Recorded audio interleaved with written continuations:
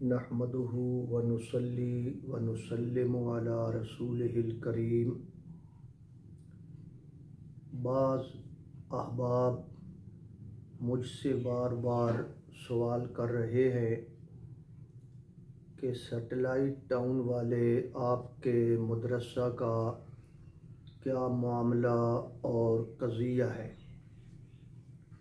क्योंकि मेरी मसरूफियात बहुत ज़्यादा हैं और हर एक शख्स को तफसीली जवाब देना मुश्किल है, इसलिए मैं ये वीडियो रिकॉर्ड करवा कर हक़ाइक़ आपके सामने रख रहा हूँ।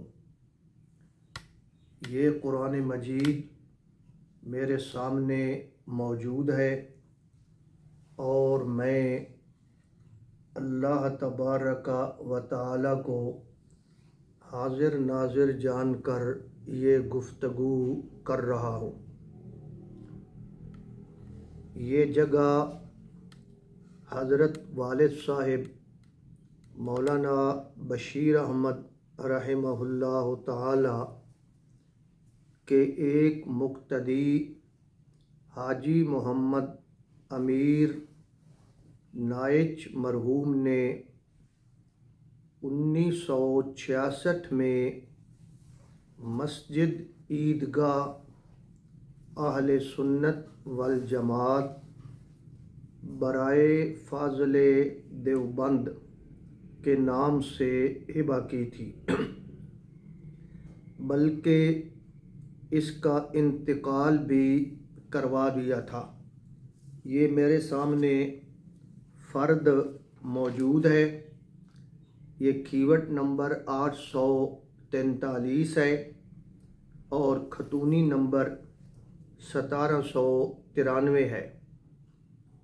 और इस फ़र्द पर ये बात लिखी हुई है, मस्जिद ईदगाह अहले सुन्नत वल जमात बराए फाज़ले देवबंद। बराए फाज़ले देवबंद का मतलब यही है कि हाजी साहब ये जगह मौलाना बशीर अहमद रहमहुल्लाह की तौलियत में दे रहे हैं। फिर जब सैटेलाइट टाउन की स्कीम शुरू हुई तो इस जगह पर बरेलवियों ने कब्ज़ा कर लिया। चूँकि ये जगह फाज़ले देवबंद के नाम हिबा की गई थी, इसलिए हज़रत वालिद साहिब ने सारी नाइच बिरादरी को मुत्तहिद किया और बाकायदा कानूनी कार्रवाई करने का फ़ैसला किया। आपने 7 साल तक बड़ी मेहनत करके इसका मुकदमा लड़ा और उस मुकदमे पर जितने भी इखराजात हुए, जितना ख़र्चा हुआ, वो वालिद साहिब ख़ुद मुहैया करते थे। ज़रा सोचें, अगर ये जगह मौलाना बशीर अहमद की तौलियत में न होती तो आपको मुकदमा लड़ने और ख़र्चा करने की क्या ज़रूरत थी। दरअसल आपकी ख्वाहिश ये थी, जिसका आपने कई दफ़ा इजहार भी किया, कि शहर वाला मदरसा यहाँ मुंतकिल कर दिया जाए और वहाँ सिर्फ़ छोटे शहरी बच्चे तालीम हासिल करें, ताकि आइंदा कभी पड़ोस के मदरसा वाले शिया हज़रात के साथ किसी किस्म के झगड़े का इम्कान न रहे। मज़ीद बरां आपने हाजी मोहम्मद अमीर साहिब की औलाद से इस्टाम भी लिखवाया कि इस मस्जिद और मदरसा की तौलियत और इंतज़ाम व एहतिमाम मौलाना बशीर अहमद के पास होगा। ये असल स्टाम्प आपके सामने मौजूद है और इसमें तहरीर है कि जायदाद मज़कूरा के तमाम इख्तियारात फ़ाज़िल मौलाना बशीर अहमद साहिब को हासिल हैं। माँ मुकर्रान या आइंदा औलाद माँ मुकर्रान का कोई ताल्लुक़ या वास्ता ना है और ना रहेगा। मौलाना मज़कूर जिस तरह चाहें जायदाद मुतज़्किरा को बतौर मुतवल्ली तसर्रुफ़ व इस्तेमाल में लाएं। माँ मुकर्रान या दीगर किसी फ़ाज़िल देवबंद का कोई ताल्लुक़ वास्ता उज़र एतराज़ न होगा। बहरहाल ये स्टाम्प वालिद साहिब ने उनसे लिखवाया और इस स्टाम्प पर बाबा जी के 2 बेटे जो उस वक़्त ज़िंदा थे उनके दस्तखत मौजूद हैं। मलक मोहम्मद सईद साहब नैच, मलक मोहम्मद रशीद साहिब नैच। इलावा अज़ीं बाबा जी का एक बेटा हाजी मोहम्मद रफ़ीक साहिब जो उस वक़्त फ़ौत हो चुके थे, उनके बेटों के दस्तखत इस पर मौजूद हैं। निसार अहमद, मोहम्मद सरफराज, मोहम्मद रियाज और नियाज़ अहमद, इन हजरात के दस्तखत ये मौजूद हैं। आपने जब इस मस्जिद और मदरसा की तामीर शुरू की तो इसका मसलकी और जमाती रुख मुतय्यन करने के लिए हज़रत शेखुल कुरान रहमहुल्लाह के बेटे मौलाना अशरफ अली साहब मुद्दज़िल्लुहु उनसे बुनियाद रखवाई और इफ्तिताह सैयद इनायतुल्लाह शाह बुखारी रहमहुल्लाह के बेटे सैयद ज़ियाउल्लाह शाह साहिब बुखारी मुद्दज़िल्लुहु से करवाने का प्रोग्राम बनाया। बिहम्दिल्लाह आज ये दोनों उलमा ज़िंदा हैं, इनसे पूछा जा सकता है और इनसे राय ली जा सकती है। सारा शहर जानता है कि इस मस्जिद और मदरसा के तमाम तामीरी अखराजात मौलाना बशीर अहमद रहमहुल्लाह ने मुहैया किए थे। आज भी मलक मोहम्मद सिद्दीक साहब नैच और उनकी औलाद से पूछा जा सकता है कि सारा ख़र्चा कौन अदा करता था। आपने इस मदरसा की तामीर पर शहर वाले मदरसा की रकम भी खर्च की। सोचें, अगर ये उस मदरसा का हिस्सा न होता तो मौलाना बशीर अहमद रहमहुल्लाह उस मदरसा की रकम इस मदरसा की तामीर पर क्यों ख़र्च करते। इसीलिए ख़र्च की है कि ये उस मदरसे का हिस्सा है। आपने 2002 में मुझे यहाँ दर्स कुरान देने का हुक्म दिया और मैंने 3 साल तक सेटला टाउन वाली मस्जिद में दर्स कुरान दिया, हत्ता कि आपकी वफ़ात के दिनों में भी दर्स कुरान जारी रहा। आपकी वफ़ात के बाद हमारे बड़े भाई मौलाना अब्दुर्रहमान साकी साहब ने इसका एहतिमाम संभाला और एहतिमाम इसीलिए संभाला कि वो मौलाना बशीर अहमद के बेटे थे और ये जगह मौलाना बशीर अहमद की तौलियत में थी। 18 साल तक साकी साहिब इस मदरसा के मोहतमिम रहे। चूँकि ये मदरसा शहर वाले मदरसा का हिस्सा है, इसलिए इसका नाम मिसबाहुल उलूम रखा गया है। ये नाम रखना भी इस बात की दलील है कि ये मदरसा उस मदरसे का हिस्सा है। इसके अलावा इसका सामान दरसी किताबें उसी शहर वाले मदरसा से मुहैया की गई हैं। तलबा के खुर्द नोश का ख़र्चा भी उसी मदरसा से मुहैया किया जाता रहा। ये बात भी जहन में रखें कि बकिया जगह के लिए जो मुकदमा अभी चल रहा है उसका ख़र्चा और वकीलों की फ़ीस वग़ैरह भी मदरसा के फ़ंड से मलक अज़ीज़ साहब मरहूम को मैं ख़ुद अदा करता रहा। अगर ये मदरसा उस मदरसे का हिस्सा नहीं था तो मलक अज़ीज़ साहब मुझसे ख़र्चा क्यों लेते थे? ये भी इस बात का सबूत है कि ये दोनों मदरसे एक ही हैं।